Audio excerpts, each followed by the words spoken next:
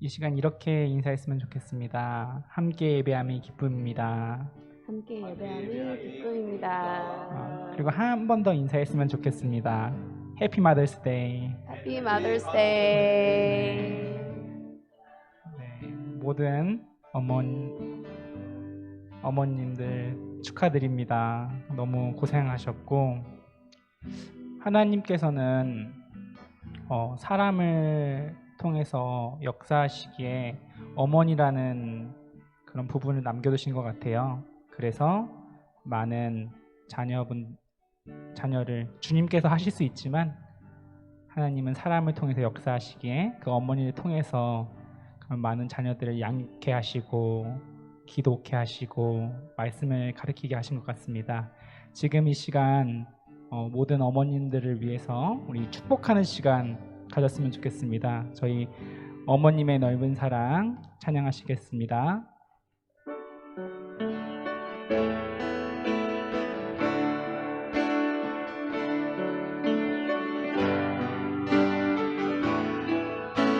어머니의 넓은 사랑,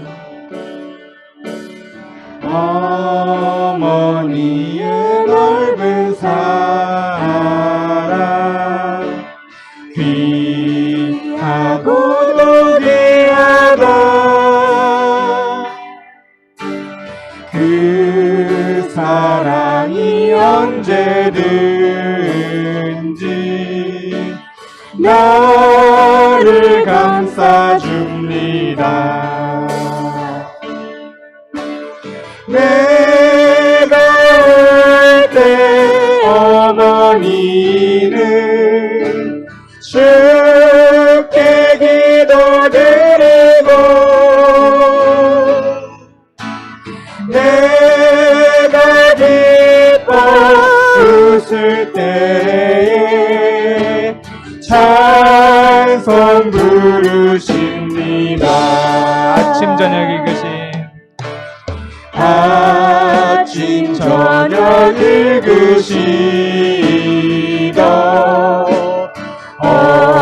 어머니의 성경책, 손때 남은 구절마다 모습 본 듯합니다. 믿는 자는 누구든지 영생함을 얻으리.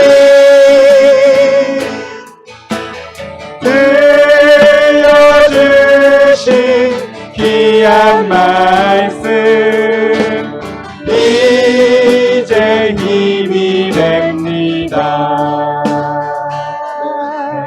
어머님들 어머니의 날 다시 한번 축하드립니다. 네. 지금 이 시간 바다 같은 주의 사랑 찬양 드리시겠습니다.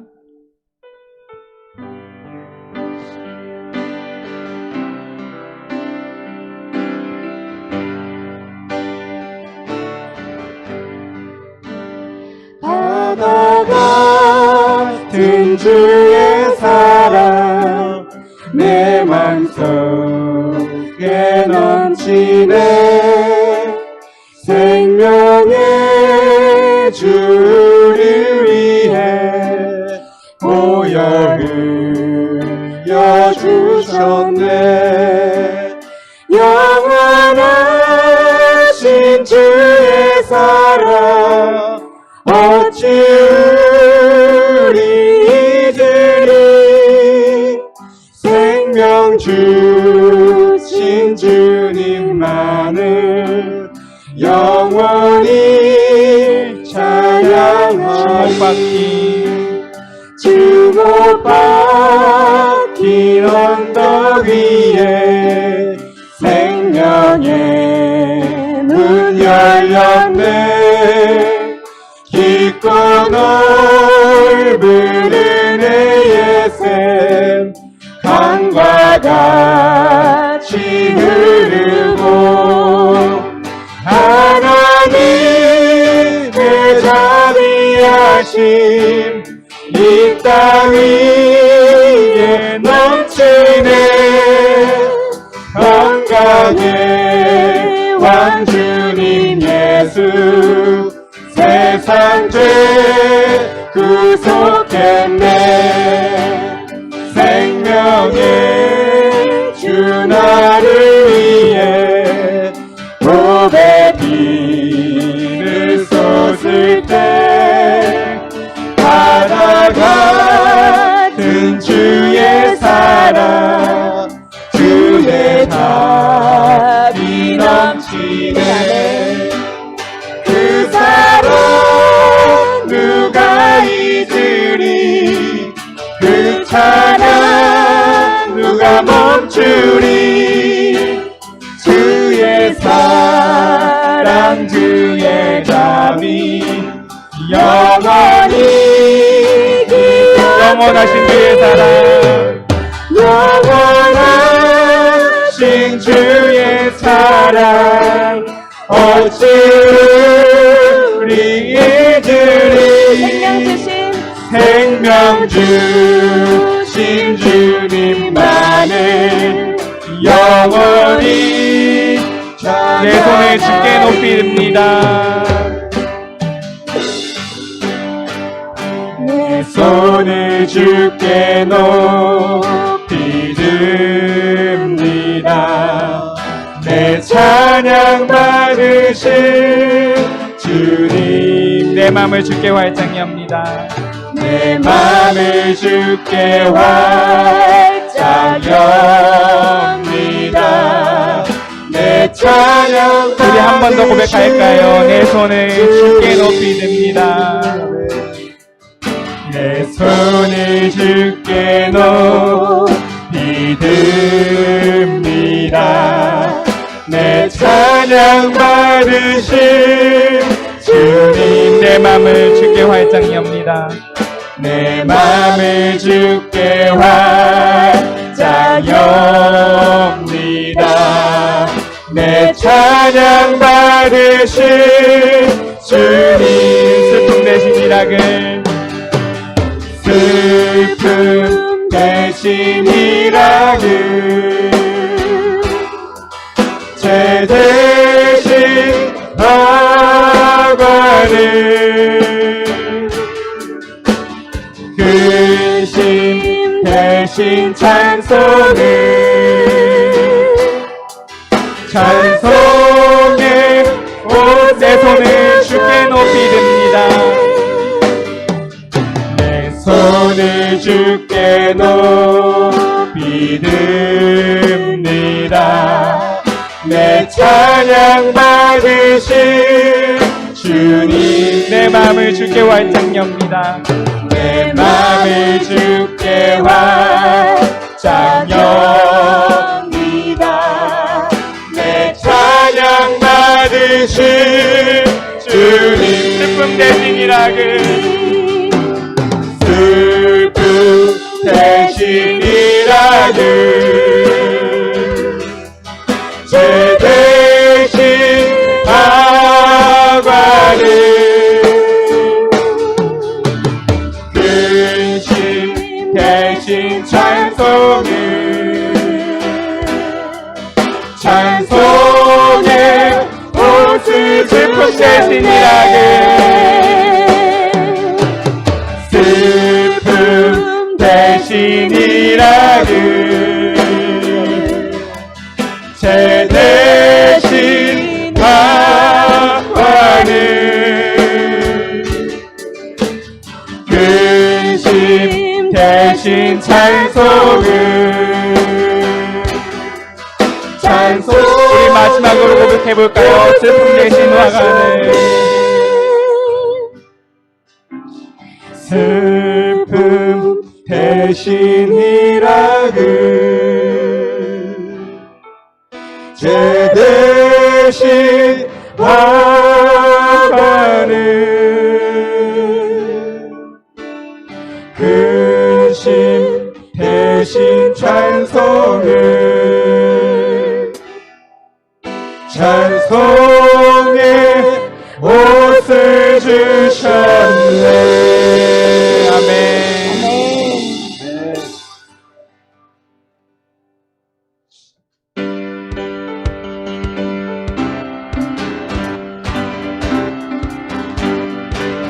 눈에 아무 증거 아니 배워도 이 눈에 아무 증거 아니 배어도 믿음만을 가지고서는 걸으며 이 귀에 아무 소리 아니 들려도 하나님의 약속 위에 서리라.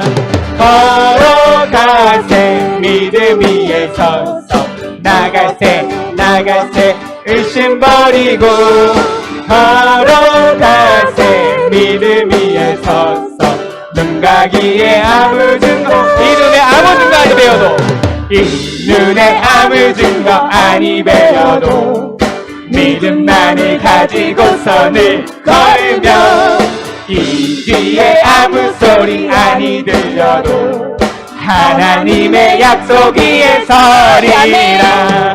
걸어가세 믿음 위에 서서 나가세 의심 버리고 걸어가세 믿음 위에 서서 눈 가기에 아무 증거 이미 눈에 보기에는 이 눈에 보기에는 어떠하든지 이미 얻은 증거대로는 믿으며 이 맘에 의심 없이 살아갈 때에 우리 소원 주 안에서 이루리. 걸어가세 믿음 위에 서서 나가세 의심 버리고 걸어가세 믿음 위에 서서 눈 가기에 아무 증거 주님의 거룩함을 두고 맹세한 주님의 거룩함을 두고 맹세한 주 하나님 아버지는 참 미쁘다. 그 귀한 모든 약속 믿는 자에게 능치 못할 무슨 일이 있을까. 걸어가세 믿음 위에 서서 나가세 의심 버리고 걸어가세 믿음 위에 서서 눈 가기에 아무 걸어가세 믿음 위에 서서 나가세 의심 버리고 걸어가세 믿음 위에 서서 눈 가기에 우리 한 번 더 고백해 보겠습니다.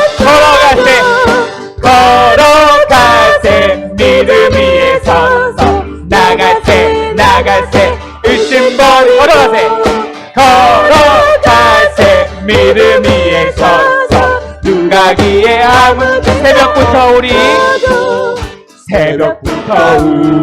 사랑함으로써 저녁까지 씨를 뿌려봅시다. 열매 차차 익어 곡식 거둘 때에 기쁨으로 단을 거두리로다. 기쁨으로 단을 거두리로다. 기쁨으로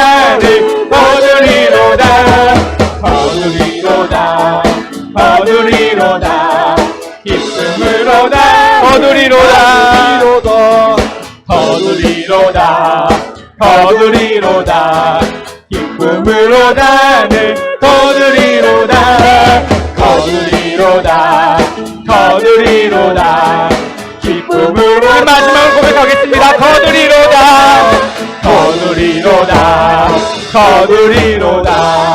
기쁨으로 단을 거두리로다.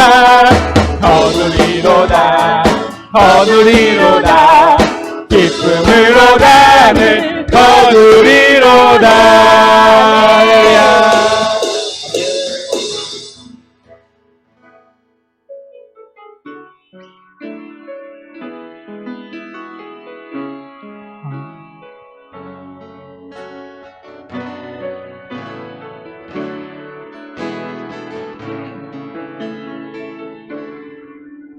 전능하신 나의 주 하나님은 능치 못하실 일 전혀 없네. 우리의 모든 간구도 우리의 모든 생각도 우리의 모든 꿈과 모든 소망도 신실하신 우리 하나님은 신실하신 나의 주 하나님은 우리의 모든 괴로움 바꿀 수 있네. 불가능한 일 행하시고 죽은 자를 일으키시니 그를 이길 자 아무도. 우리 믿음으로 고백해 볼까요? 주의 말씀 의지하여 깊은 곳에 금을 던져 오늘 그가 놀라운 일을 이루시는 것 보라. 주의 말씀 의지하여 믿음으로 금을 던져 믿는 자에게 능치 못하는 전능하신 나의 주 하나님은 전능하신 나의 주 하나님은 능치 못하실 일 전혀 없네. 우리의 모든 간구도 우리의 모든 생각도 우리의 모든 꿈과 모든 소망도 신실하신 나의 주 하나님은 우리의 모든 괴로움 바꿀 수 있네. 불가능한 일 행하시고 죽은 자를 일으키시니 그를 이길 자 아무도 없네. 주의 말씀 의지하여 깊은 곳에 금을 던져 오늘 그가 놀라운 일을 이루시는 것 보라. 주의 말씀 의지하여 믿음으로 금을 던져 믿는 자에게 능치 못함 없는 주의 말씀 의지하여 주의 말씀 의지하여 깊은 곳에 금을 던져 오늘 그가 놀라운 일을 이루시는 것 보라. 주의 말씀 의지하여 믿음으로 금을 던져 믿는 자에게 능치 못함 없네. 우리 조용히 다시 고백해 볼까요? 주의 말씀 의지하여 깊은 곳에 금을 던져 오늘 그가 놀라운 일을 이루시는 것 보라. 주의 말씀 의지하여 믿음으로 금을 던져 믿는 자에게 능치 못함 없네. 믿는 자에게 능치 못하는 역사입니다.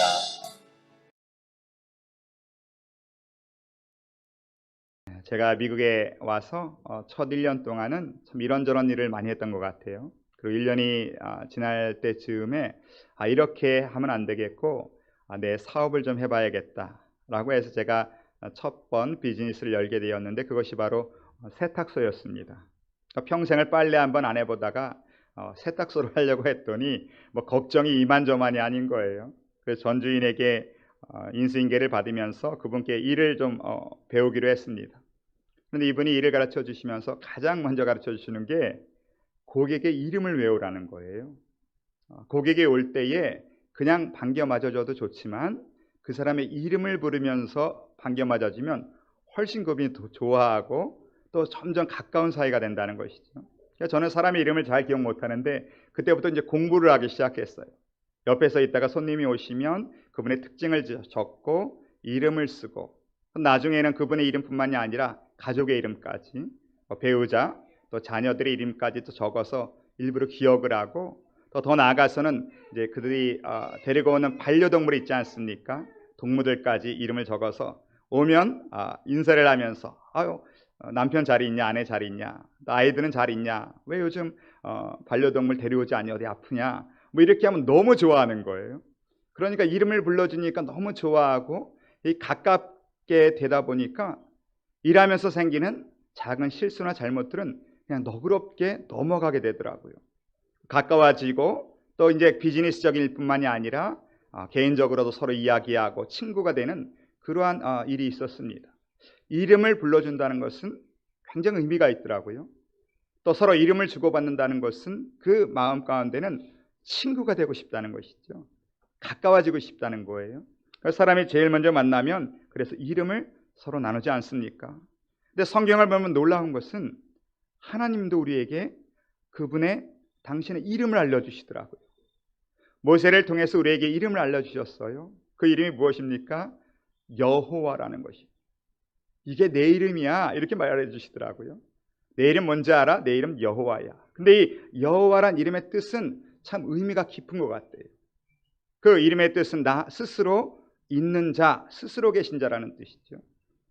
그 말은 온 우주 만물 가운데 스스로 계시는 분은 하나님밖에 없습니다. 영원토록 영원까지 온 우주 만물 이 세상에 실제의 존재는 하나님밖에 없다는 거예요. 그 다른 모든 것은 무엇입니까? 하나님께서 만들어주신 피조물의 세계라는 것이죠. 그러니까 하나님만 스스로 있을 수 있고 다른 모든 것들, 온 우주의 모든 피조물들은 하나님이 힘을 주셔야 움직일 수 있고 하나님이 능력을 주셔야 사역을 할 수 있고 하나님이 인도하셔야 모든 게 이루어질 수 있는 거예요. 그러니까 쉽게 말하면 하나님 외에 모든 것들은 다 불완전합니다. 불완전하니까 어떻게 해야 되겠어요?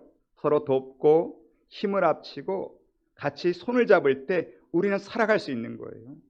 인간도 마찬가지 아닙니까? 완전한 인간이 어디 있습니까? 그렇죠? 서로 돕고 힘을 합치고 서로를 손을 잡아줄 때 우리는 살아갈 수 있는 것이죠. 어떤 분이 사람인자 한자를 그렇게 설명하시더라고요. 사람 인자가 두 사람이 기대어 있는 거래요. 서로 기대어서 의지할 때 이 한 획의 의미는 참되다 이런 뜻이래요.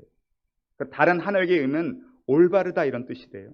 그러니까 사람은 서로 기대어 의지하고 도울 때 참되고 올바른 삶을 살아갈 수 있다. 이렇게 가르치시더라고요. 이게 성경의 원리인 것 같습니다. 여러분 사람은 누구나 다 불완전합니다. 그래서 서로 힘을 합치고 의지하고 도울 때 우리는 참된 행복한 길로 나아갈 수가 있는 거예요. 근데 여러분 우리가 살 때 그렇게 살아갈까요 지금?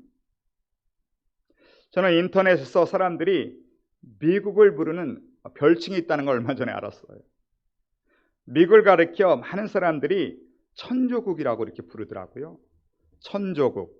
여러분 뭐 들어보신 분도 있으리라 생각이 되는데요. 저는 처음에 이 말을 들을 때 이게 한자 성어인 줄 알았어요. 그러니까 천조, 하늘이 돕는 나라다 뭐 이런 뜻인 줄 알았습니다. 미국이 짧은 역사 가운데서도 세계를 움직이는 가장 부강하고 강력한 나라가 된 데에는 하늘이 도왔구나 라고 해서 미국을 부러워하는 뜻으로 천조국이다 이렇게 부르는 줄 알았는데 그게 아니랍니다. 그게 아니고 무슨 뜻이냐 하면 미국이 한 해에 국방비로 쓰는 돈이 하나로 1,000조 원이라는 거예요. 그럼 1,000조 원, 1조 2조도 감이 안 오는데 1,000조 원이라면 여러분 감이 오겠습니까? 어마어마한 돈이 있죠. 이것을 미국이 국방비로 쓰고 있다는 거예요. 한 해 국방비로. 2022년도 미국이 국방비를 보니까요 8천억 달러입니다. 지금 환율로 계산하니까 1,000조가 넘더라고요. 이게 얼마나 어마어마한 돈이냐 하면 2등, 세계에서 두 번째로 국방비를 많이 쓰는 나라가 중국인데 2,900억 달러입니다. 그리고 2등부터 쭉쭉쭉 내려오면 한국이 10위더라고요. 500억 달러. 2등부터 한국 10위까지를 다 합쳐도 미국을 따라잡을 수가 없습니다. 1,000조를 쓰는 나라. 여러분 왜 이렇게 각 나라들이 국방비를 많이 쓸까요? 왜 이렇게 무기를 개발할까요? 왜 어마어마한 돈을 군사력에 쓸까요?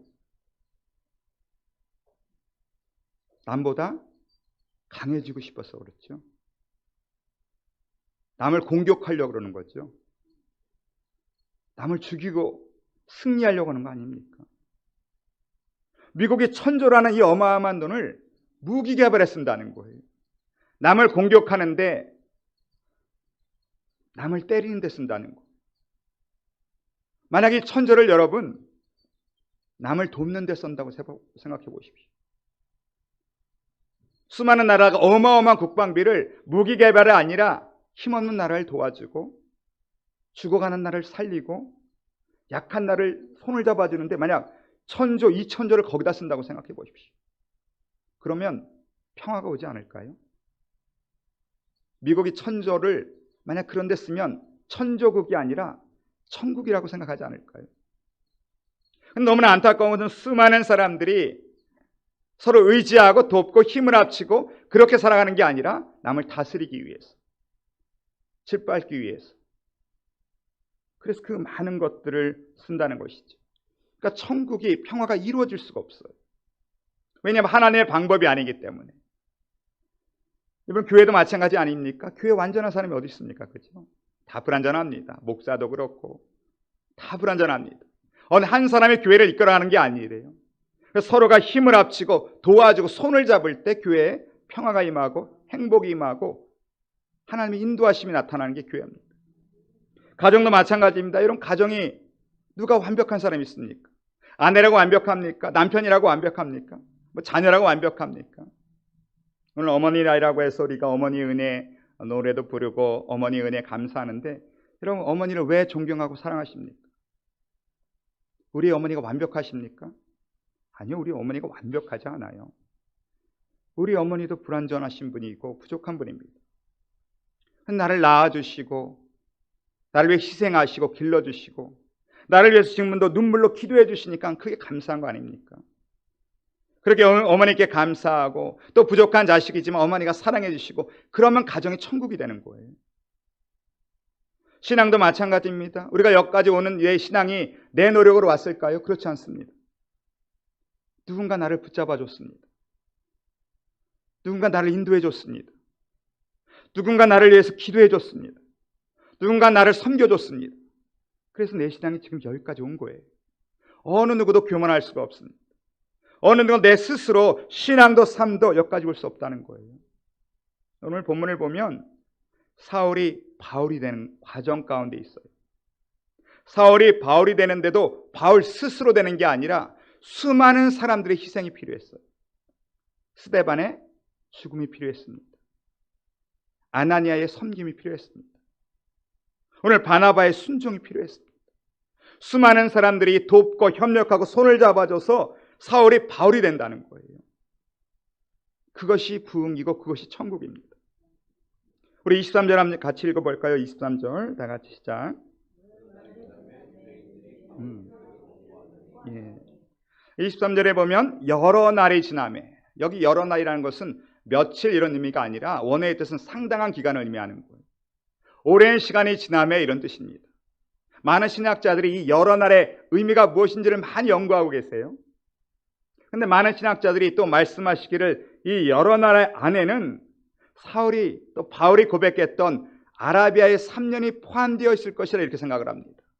갈라디아서 1장 16절을 보면 그의 아들을 이방에 전하기 위하여 그를 내 속에 나타내시기를 기뻐하셨을 때에 내가 곧 혈류가 의논하지 아니하고 또 나보다 먼저 사도된 자들을 만나러 예루살렘으로 가지 아니하고 아라비아로 갔다가 다시 다메섹으로 돌아갔노라. 그 3년 만에 내가 게바를 방문하려고 예루살렘으로 올라가서 그와 함께 15일을 머무는 동안 이렇게 되어 있습니다.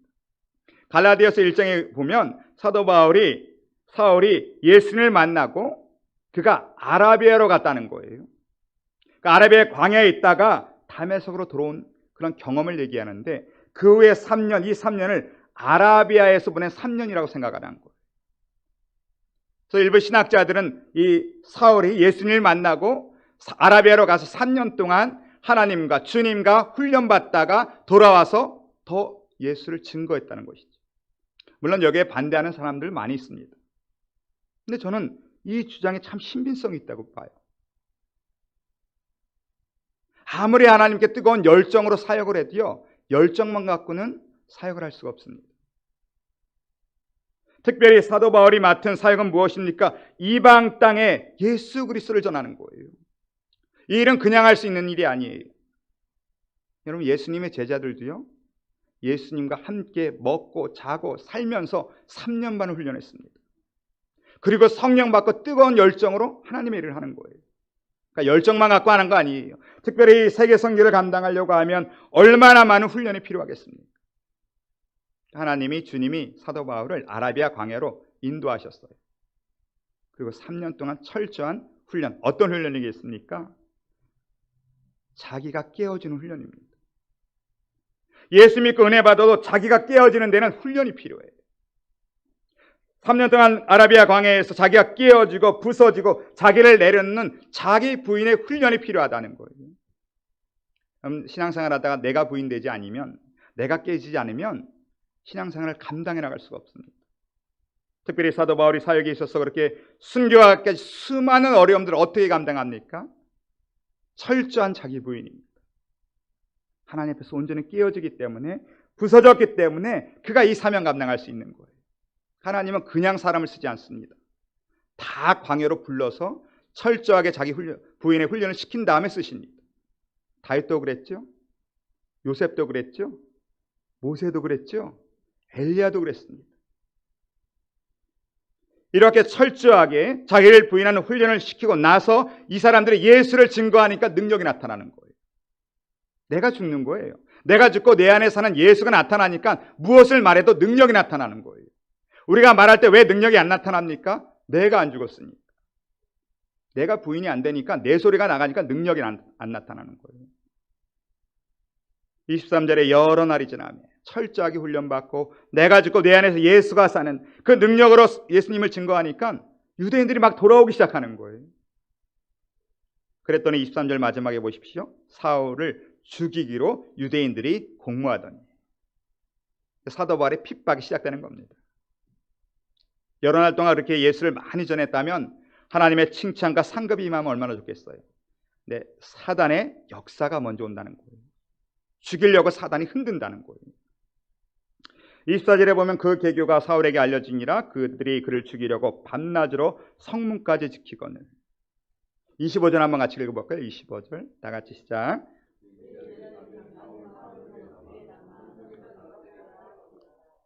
25절을 보면 사울이 어디까지 부서졌는지를 알 수가 있어요. 사울이 어떤 사람입니까? 대단한 사람입니다. 어느 누구에게도 질 것이 없는 사람이죠. 박사에 가문에 부족함이 없는 사람입니다. 옛날엔 대단한 권력이 있었어요. 사울의 말 한마디면 사람의 목숨이 오갈 정도로 대단한 사람입니다. 그런데 오늘 25절을 보니까 제자들이 말하기를, 선생님이요, 지금 유대인들이 잡으러 오니까 어디에 타라 그랬어요? 이 광주리에 타십시오.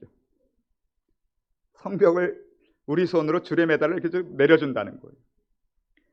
제가 사울 같으면 그랬을 거예요. 야, 나도 자존심이 있지. 너 내가 누군 줄 알아? 야, 죽으면 죽으리라 나가야지. 이게 뭐 하는 짓이야? 내가 돈이 없지 가오가 없냐? 그랬을 텐데 사울은 말이 한마디도 없다는 거예요. 우리가 깨어졌는지 안 깨어졌는지 언제 알 수 있어요? 자존심을 건드려 보면 알아요. 사람이 우리의 자존심을 건들 때 아무 소리가 안 나면 깨어진 거예요. 부서진 거예요. 근데 자존심을 건드리면 화가 나고 시끄럽고 이러면 아직 다 깨지지가 않았어요. 덜 깨진 거예요. 아주 오래전에 한국에 그런 선전이 있어서 용각산이라고. 근데 약선전은 내가 기억나는 게, 보통 약선전하면 효능을 얘기하잖아요. 이 선전은 소리를 얘기하더라고요. 막 이렇게 흔들어 보면 차카차카 소리니까 이 소리도 아닙니다. 또 흔들어 보더니 이 소리도 아닙니다. 그러더니 뭐라고 하냐면 용각산은 소리가 안 난다는 거예요. 또 약선전을 그렇게 하는 거 처음 봤습니다. 어디에 좋은 것도 아니고 소리가 안 난다는 거예요. 왜 소리가 안 납니까? 용각산은 다른 게 섞이지 않고 완전한 미세 분말가루라는 거예요. 다 부서졌다는 거예요. 다른 것이 첨가되지 않고 완전한 미세 분말가루니까 아무리 흔들어도 소리가 안 난다는 거예요. 그럼 가루는 소리가 안 납니다. 흔들고 때리고 찔러도 소리가 안 나요. 그게 신앙이라는 거예요. 그게 자기 부인입니다. 근데 덜 깨지니까 흔들면 소리가 시끄러운 거예요. 차라리 덩어리면 또 소리가 안 나요. 덩어리가 부서지니까 소리가 나는 거예요. 그럼 신앙은 용곽산이에요. 사단이 흔들어도 소리가 안 나야 돼요. 사람이 흔들어도 소리가 안 나야 돼요. 그래야 하나님이 쓸 수가 있습니다. 오늘 바울이 그런 소리가 안 나는 사람이 됐어요. 야, 이게 뭐 하는 짓이야? 내가 광주리에 무슨 말이야? 이거 치워가 아니라 주님이 광주리에 들어가라면 들어가는 거예요. 주님이 벽 타고 내려가라면 내려가는 거예요. 26절 한번 읽어보겠습니다. 다 같이 시작. 사울이 예루살렘에 가서 제자들을 사귀고자 하나 다 두려워하여 그가 제자들을 믿지 아니하니.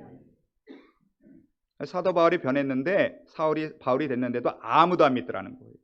여러 날이 지나고 예루살렘에 가서 제자들과 함께 사귀고자 하나 다 두려워해요. 소문은 들었을 거예요. 그 사람이 변했대. 지금 예수 증거한데 소문은 들었는데 문제는 아무도 안 믿더라는 거예요. 왜 안 믿습니까? 두렵기 때문에. 의심하는 거예요. 야, 저 사람 은혜 받았긴 받았나 본데 우리 있잖아요. 은혜가 얼마나 가겠어. 우리 알잖아요. 은혜 받아도 그게 얼마나 갑니까? 3일 안 지나요. 그죠? 예배 시간 지금 은혜 받았다 그러고 내려가 봐요. 누가 내 차 앞에 이중주차이고 전화번호 없으면 화가 나요. 화나죠. 이런 사람이 막 산에서 그냥 은혜 받고 수련회 통해서 은혜 받고 저는 원수도 용서하겠습니다. 그리고 산 밑에 내려왔는데 원수의 얼굴을 보는 순간 찬바람 쓱 스치면서 다시 그 감정이 막 올라오잖아요. 은혜 받았다고 가지면 은혜가 안 간다는 거예요. 올해 사람들이 그렇게 생각했을 거예요. 은혜 받았다고 가지면 얼마나 가겠어. 또 한 가지, 과거를 잊지 못하는 거예요. 내가 저 사람 때문에 상처받았다는 거예요. 내가 저놈 때문에 재산을 빼앗기고 감옥에 가고 우리 교회는 스데반이 죽고 우리 가족은 다 흩어지고 의심과 두려움과 상처 때문에 사람을 믿지를 못해요. 사람이 상처받으면요 그게 안 지워지더라고요. 그죠? 용서한 것 같은데 다 사라진 것 같아도 또 어느 순간 또 나타나요. 우리 아내도 그러더라고요. 여기 없는데 지금 관계가 이렇게 좋다가도 뭔가 화가 나면 자기가 20년 전에 뭐라 그랬는 줄 알아? 20년 전 얘기를 계속해요. 사람이 다 그래요. 없어진 줄 알았는데 다 갖고 있어요.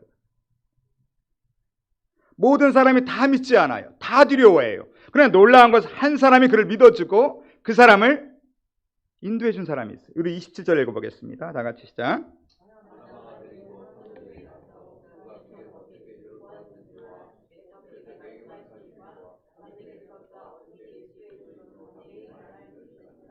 모두 다 이 사울을 안 믿어줄 때 한 사람이 믿어줬어요.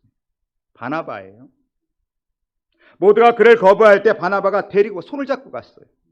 그래서 수많은 예루살렘에 있는 제자들에게 말했습니다. 내가 이 사람을 보증한다.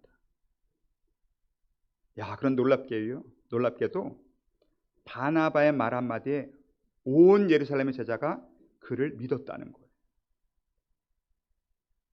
원수처럼 생각하고 그를 두려워해서 믿지 않던 자들이 바나바가 한마디 하니까 원수를 친구로 받았다는 거예요. 그럼 바나바가 얼마나 대단합니까?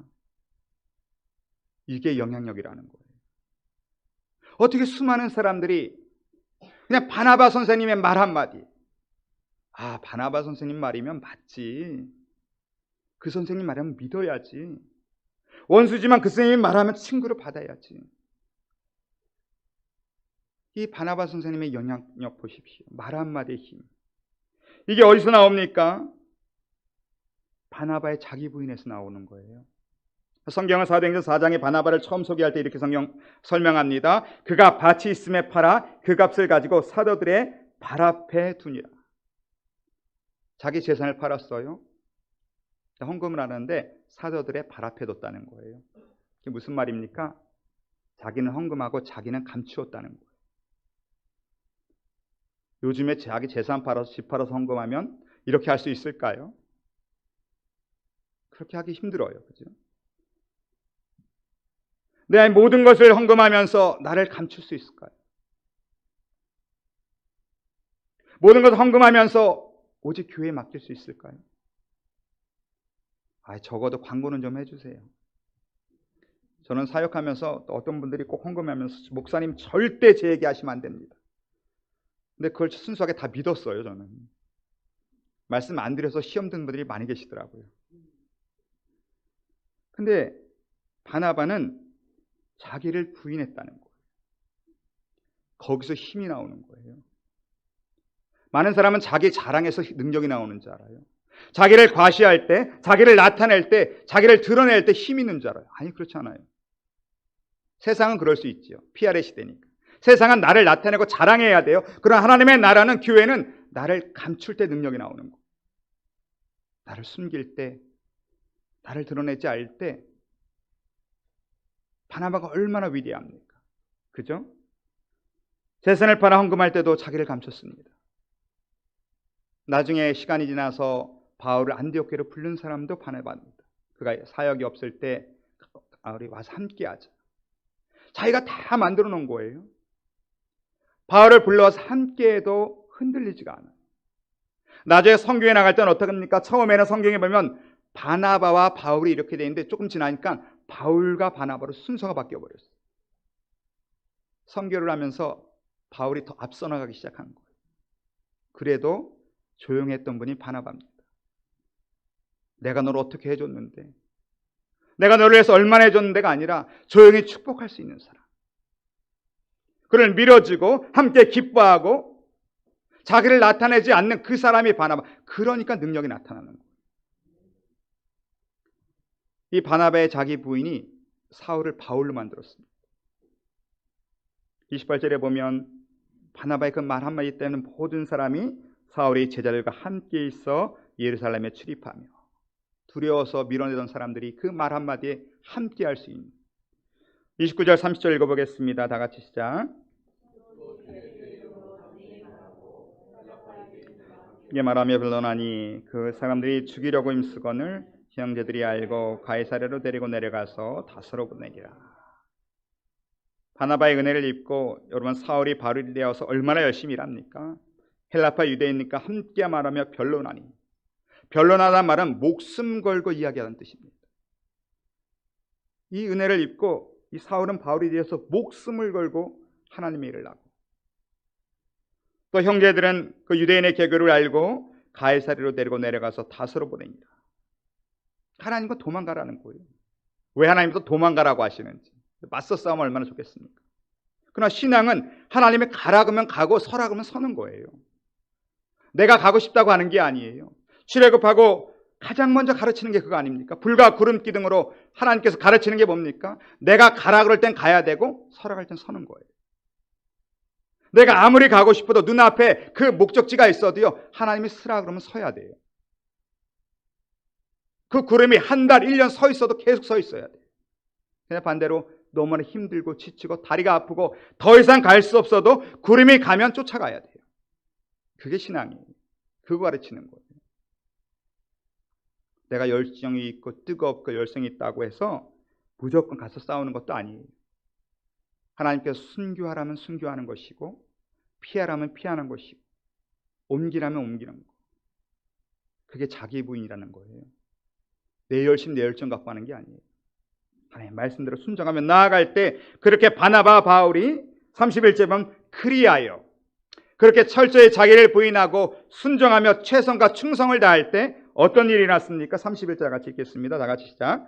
그리하여 온 유대와 갈릴리아 사마리아의 교회가 평안하고 든든히 서가고 주를 경외함과 성령의 위로로 진행하여 수가 더 많아지니라. 그리하여 어떻게 합니까?